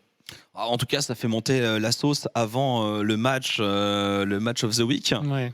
qui sera le Carmine Vitality qui arrive dans la foulée. Voilà, ça fait à peu près 30 minutes qu'on est en train de craquer les phalanges du côté du vestiaire. Ce sera le match qui est juste derrière. Je crois que vers, si je ne m'abuse, vers genre 20h40, 20h50 peut-être, Kameto avait tweeté on joue dans 30 minutes. Ah bah frérot, il va falloir encore attendre bien 30 minutes avant la game de Vitality cassée. On n'est pas pressé. Mais avec un peu de chance, je pourrais faire un cast continu de LCK à LCK, vu que c'est aussi moi demain matin. Ta vie est horrible. Parce que c'est vrai que t'as commencé ta journée à 9h, t'as fait Ouais. non, 10h. À 9h. Non, 10h. C'était 2BO3 2BO3. 2BO3. Et vos trois games. C'était 3 games à chaque fois. Avec T1 qui nous a mis un 2 x 45-50 minutes. Ça m'aime. Donc si on arrive à tenir cette LFL jusqu'à 9h du matin, je peux réenchaîner avec un petit Katie contre les Freddy de Brion. Je peux pas te mentir que ça va pas être ça. Jusqu'à 9h du matin, c'est un poil exagéré. On risque d'arriver un petit peu dans la nuit, vers, je pense que ça peut se finir vers minuit peut-être. Mais nous verrons. Et en plus, il reste des super games parce qu'il y a le Vitality cassé, mais aussi, honnêtement, le Game World MCS. Moi, avec la perf qu'a fait les Easy Dream, avec le fait qu'ils étaient portés par le public du Sud, Et MCS, pourquoi pas? sachant que normalement MCS c'est encore plus décrété du Sud que Easy Dream, parce que MCS c'est Marseille, Easy Dream c'est Aix. Du coup, fais attention, parce que moi, la dernière fois que j'ai parlé des villes du Sud, je me suis fait un peu incendier, donc je sais pas ce qu'il faut dire, mais Moi j'ai habité 3 ans à Marseille, donc j'ai le droit de me décréter du Sud. frérot, cool pour toi, je ne dirai rien, mais je sais, Aix et Marseille, c'est le Sud, tout le monde est heureux. Moi, c'est tout ce que je dirais. Tu es un lâche traiton et on nous dit que la game va pas tarder à se relancer. On va pouvoir renvoyer la parole à nos amis commentateurs, à Zaboutine et à Marex. C'est à vous, messieurs. Et on est de retour pour la suite de cette game après quelques péripéties. Yes. Voilà, écoutez, ça arrive, ça fait partie des joies du direct. On est quand même ravis de vous avoir, que ce soit dans la salle ou que ce soit sur le stream, lors de ce Trésor Day. Affrontement au sommet, on le disait, entre LDLC et Solary. A priori, on devrait reprendre le cours de la partie. Marex, une partie, encore une fois, avec plein d'enjeux. Tout à fait, on verra si au moment où la partie va être reprise, si il y aura quelque chose pour compenser un petit peu ces 5 secondes. Peut-être l'une des équipes qui arrête de bouger 5 secondes, l'autre qui revient à sa position. Enfin, on verra ça de toute façon dans les le mieux, premières c'est comme une secondes balle au centre au foot. Voilà. Tu prends les deux équipes, tu les fais fontaine, 3, 2, 1, et vous sortez de la fontaine comme au début de match. On verra ce qui a été tranché. En tout cas, ça a l'air de repartir. On enchaînera ensuite directement avec le match de la semaine. On fera quand même un petit desk, etc. Les viewers devront se préparer, mais voilà, ça enchaînera derrière. En tout cas, normalement, le problème devrait être résolu et on devrait ne pas tarder à retourner dans cette partie. On le rappelle, les LDLC qui sont pas derrière au gold, mais niveau scaling, c'est un petit peu la galère. Il y a 3 dragons en face. Le 4e dragon va spawn en face pour les Solary. Du coup, on a cette volonté de devoir fight maintenant.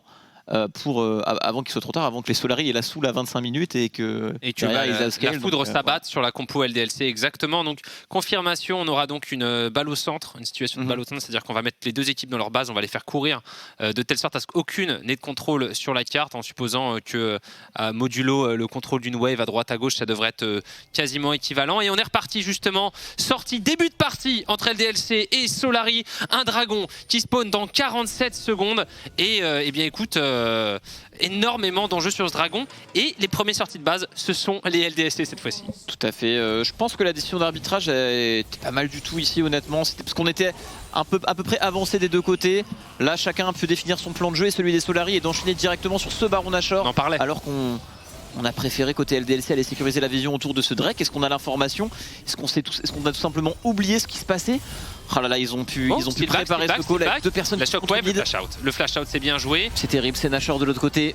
On s'est mieux préparé pour les Solary à ce retour de pause.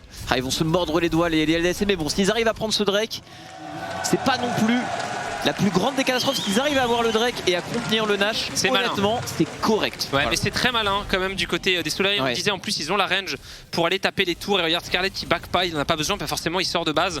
Du coup, il va pouvoir aller prendre cette T1 top et il peut, les LDLC en constellation vont pouvoir récupérer leur premier dragon infernal. Et bah oui, forcément, c'est ce qu'on disait au début de la partie, c'est qu'une fois que tu as ces 3 drakes, tu peux très bien faire ce genre de choses, c'est-à-dire que tu prétends aller au niveau du bot side, et quand tu sais que l'équipe adverse possède déjà la vision, tu vas juste au baron parce que tu donnes un drake pour un baron, et maintenant les Solary qui prennent leur envol dans cette partie. Tout à fait. On avait bien préparé ce play côté Solary. Après ils se retrouvent devant, mais c'est ok honnêtement par rapport à la situation avant la pause, c'est eux quand même qui avaient clairement la main sur la partie, donc ça, voilà, c'est à peu près ce à quoi on s'attendait. On commence à avoir, c'est pareil, que 2 items qui sont apparus sur les carries des LDLC. Et là, il va falloir contenir ce Baron Nashor. Mais bon, d'un point de vue gold, d'un point de vue XP, ça met vraiment un bon coup de plus pour les Solary qui maintenant sont devant au gold. Et en XP devrait être nettement devant avec un Nashor fait aussitôt. Ça se voit pas trop au niveau des différents rôles, sauf au rôle d'ADC où on a 2 niveaux d'avance sur le Jhin. Et là par contre les Solari, je sais pas, parce que j'ai l'impression que Djoko est un petit peu en retard sur le mouvement. Voilà, les waves sont déjà en train de crash, ils n'ont pas eu le temps de prendre la vision. Mais Leaf qui va pouvoir s'employer sur cette T2 au niveau du bot. Et Eka qui est resté super longtemps en dépit de ne pas avoir de téléportation, ce qui permet à Aza de rejoindre son top laner, de taper la tour et c'est 600 gold de récupérer pour les Solari. On continue à avancer au niveau des golds. Pendant ce temps, Djoko en tant que jungler prend la wave mid. Attention à l'engage peut-être du côté de LDLC là. On tente un fight, il arrive à ramener Steelback avec son flash. Dan Steelback un petit peu le HP, la shockwave très bien trouvé de la part de Eika sur le Victor qui se fait one tap. Steelback qui va survivre avec 20 points de vie, mais de l'autre côté le Jhin envoie un maximum de dégâts. Les resets pour A-Leaf. Le fight semble être totalement remporté par les Solari. Les resets du Viego, on enchaîne. 4e kill récupéré par les Solari. Eika qui se retrouve seul face à 4 joueurs.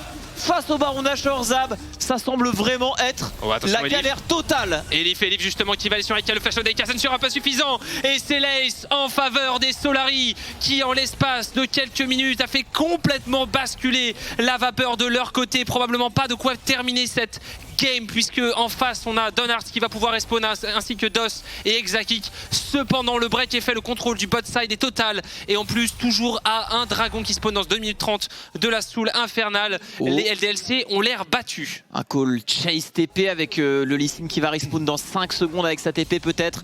Ça semble être le call ici du côté des LDLC, ça paraît logique, mais il ne semble pas y avoir de ward pour TP derrière. Il y a une petite ping dans le tribush. Ouais, ça paraît loin, ça paraît être l'énergie du désespoir. Heureusement que Eka a su gratter ses kills à la fin du fight, sinon c'était la game. Et heureusement qu'il a réussi à one-shot le Victor en entrée de fight, sinon c'était encore plus la game. Heureusement que cette Orianna a fait le taf durant le dernier fight, sinon c'était terminé. Et c'est là qu'on voit que la compo Solari a peut-être déjà outscale en fight. Bon, là c'est différent, on a quand même un buff Baron Nashor en early game, on va revoir ce fight. Ouais, Dan qui se fait alpaguer, flash out sur le E de Steelback. Steelback qui va réussir à s'extirper très tanky. C'est fait one shot par Eka. Et là Elif. Et derrière, quand il y en a un kill, avec le Viego derrière on peut enchaîner sans problème. Et là, avec le Jhin qui bombarde derrière, ça c'est bien, ça s'enchaîne bien. On sent que la compo teamfight est bien synergisée côté Solari. Ouais, de toute façon, une fois qu'ils avaient plus rien, le truc des LDLC, c'est que, comme on le disait, ils n'ont pas beaucoup de range. Et face à un Viego qui prend ses resets, ça devient extrêmement compliqué. Et là, forcément, Dan contre Elif, ça n'est plus vraiment possible pour Dan de créer un maximum de pression. Et les Solari qui repartent en ordre de marche, peut-être dans le bot side de la carte. On va pouvoir taper cette T2, encore des golds récupérés. L'ulti qui est lancé du côté de Steelback. On va aller sur Dos et récupérer. Dos qui va être récupéré lui à son tour par Exakik. L'ulti de la Kalista qui permet de sauver les meubles, mais pourtant, eh bien, ce sont toujours les Solari qui prennent le contrôle de ce milieu et ce bas de carte et qui vont probablement prendre le prochain Drake. Tout à fait, ils sont très bien ici. On a le spike Stera qui arrive sur Xin et Viego qui semblait déjà être intuable. Là, on va être super tanky. Eika qui, honnêtement, laisse quand même une petite chance au LDLC parce qu'il a récupéré 3 kills, dont un shutdown. Il semble rush le rabadon de sauvetage. Il y a un petit espoir grâce à cette Orianna. Ça va être délicat, les 3 stopwatch. Ils sont intelligents les Solari, ils sont intelligents. Ouais. Ils le savent, s'ils perdent pas le prochain teamfight, la game quasiment est offerte sur un plateau d'argent. Donc ils ne vont pas jouer le diable et ils vont simplement prendre cette option. Probablement la meilleure option défensive, attention à la téléportation. Non, ok, je pensais qu'il y avait une téléportation peut-être derrière du côté d'Eika. Prise de position au niveau du bot side. Et voilà, c'est 3 stopwatch qui risquent de faire la différence. On va voir ce qu'il va faire le mid. On veut pas perdre de temps pour les LDLC. On sait que c'est sans doute fini si on laisse le dragon. Mais il y a cette bot wave qui va commencer à pressure. Les Solari ont juste à attendre. Ils ont juste à recevoir et attendre la pression de cette bot wave. On a 2 TP côté Solari. Si on veut décider de backdoor plus tard, ils ont la main. Ils ont tout à gagner à attendre ici. Le grab qui va toucher sur Scarlet, ça sonne peut-être l'engage. Tos qui vient trouver l'engage de la Shockwave qui est raté. Flash out par Scarlet, on n'a plus rien du coup pour les LDLC. On se fait re-engage. Tos qui va tomber. Premier reset pour le Viego. C'est un dragon pour les Solari. Et là, ça semble vraiment être la galère, Zab. On va récupérer la Soul. Derrière, on a le Nash à disposition. Cette wave qui presse au bot. A priori, ça commence à être difficile. On va back, convertir tous les golds récupérés du côté des Solari. On va pouvoir push cette mid wave, probablement push le top. On n'a plus besoin de jouer bot parce qu'en effet, on a l'inhibiteur qui est tombé. On a l'ensemble du contrôle de la partie, le scaling de notre côté. Et comme tu le disais, à moins d'une shockwave absolument hors de ce monde du côté de Eika, qui n'a toujours pas son rabadon, même s'il vient d'acheter sa 2e baguette trop grosse, les capacités de teamfight de LDLC paraissent un peu faibles, à l'image du skirmish précédent. Tout à fait. Tellement de couches de tankiness. C'est stopwatch. Ce Stera qui va également bientôt arriver sur Elif. On a tout de même pris le flash de Scarlet, c'est peut-être là-dessus qu'il faut appuyer, mais il est déjà trop tard, je pense. Baron Nashor qui va être récupéré par les Solari. Et là, l'avance va être monumentale. Ouais. On a le Rabadon du côté de Aika, mais c'est trop léger en late game. Il y a 4000 gold d'avance en face, un Nashor, Sol Infernal. On a trop d'outils finalement pour les Solari. Rien qu'à battre un membre des Solari va peut-être être très difficile pour les LDLC si en face ça joue bien. Si en face ça joue bien, sachant que par contre dès qu'il y a un mort du côté de LDLC, c'est Elif qui va nous faire la reset factory. Et qui va pulvériser l'intégralité de la line-up LDLC parce que c'est très squishy en face. Hein. Le joueur le plus tanky, ça doit être Olaf, allez potentiellement le Lee Sin, mais c'est pas très tanky face à des dégâts vraiment monstrueux de la part de Viego.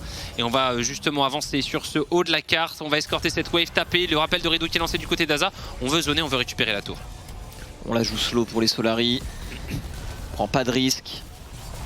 Ils ont tout intérêt à jouer lentement, le scaling est de leur côté. Hein. Ils ont ce Nash, ils ont cette Soul, mais c'est eux qui scale à l'infini.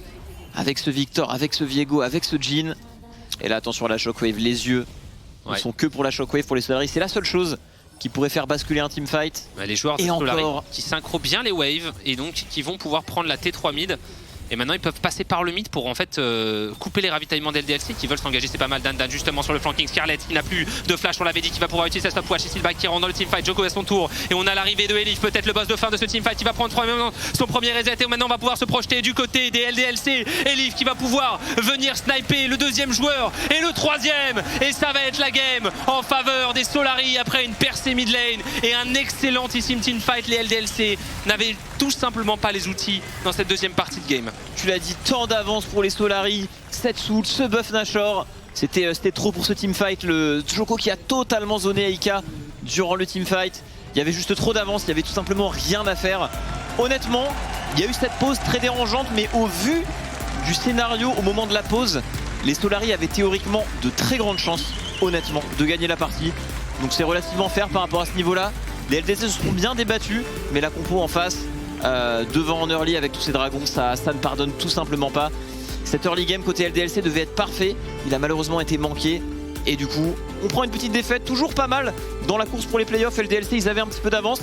Les Solari, par contre, prennent le large, valident quasiment, honnêtement, des playoffs s'ils arrivent à être assez bons à la semaine prochaine. Cas, ouais. Donc ça va, on est toujours bien pour les deux équipes, mais pour les Solari, on est très bien. On fait un grand pas vers les playoffs ici.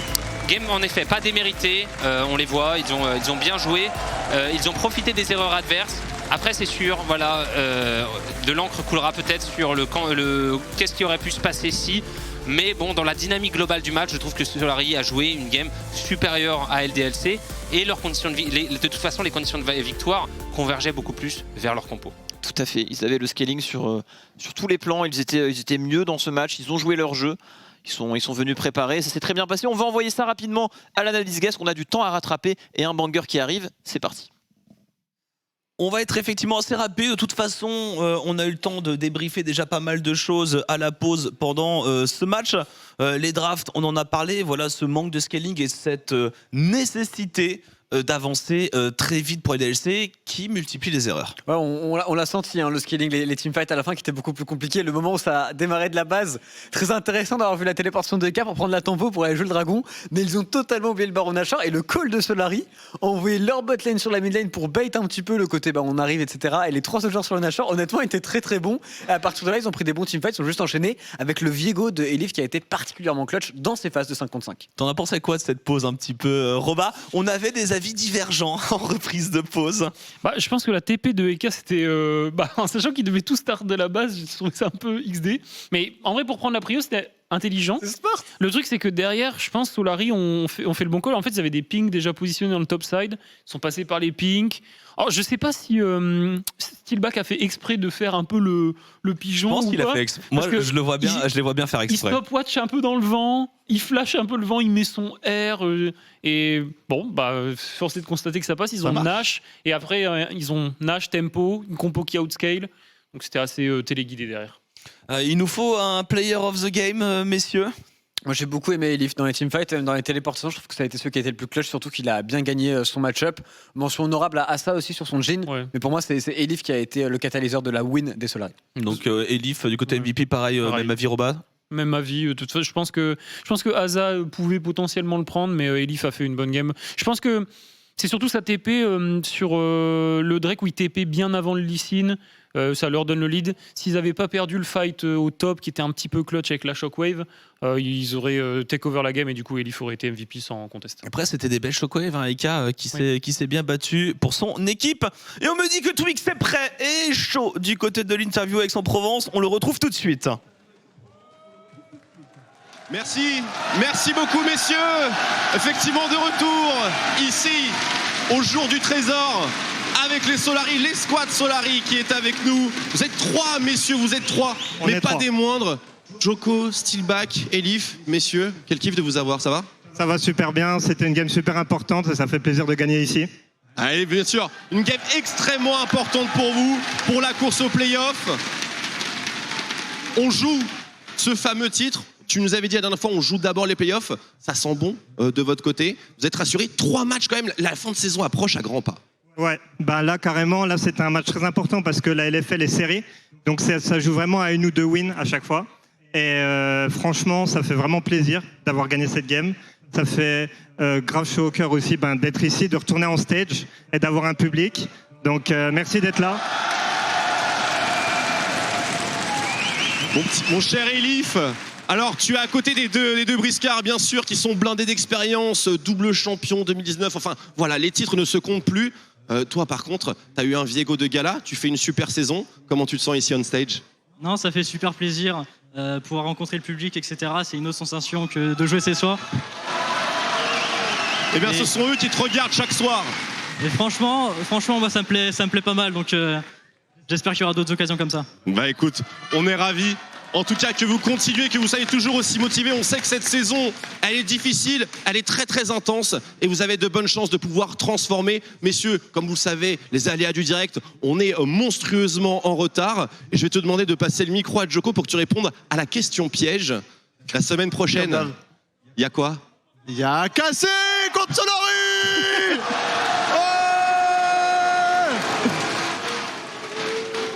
Les ultras sont là,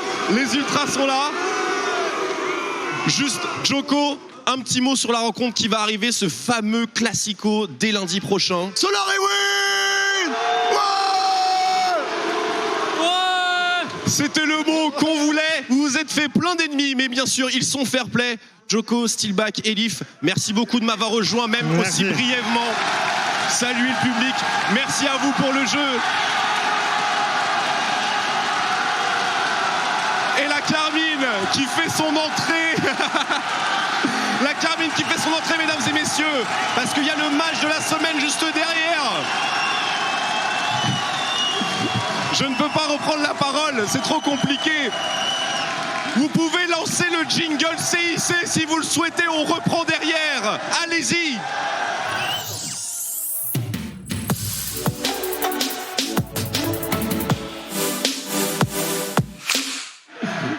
De retour, mesdames et messieurs, pour la question de la semaine.